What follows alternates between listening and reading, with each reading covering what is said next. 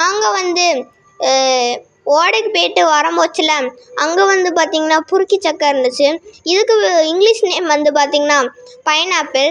இது வந்து பார்த்திங்கன்னா இது எப்போவுமே வேலி ஓரத்தில் தான் இருக்கும்.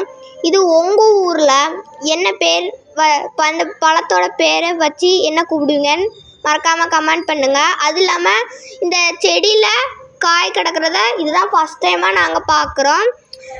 Thank you friends. நெக்ஸ்ட் வீடியோவில் பார்க்கலாம்.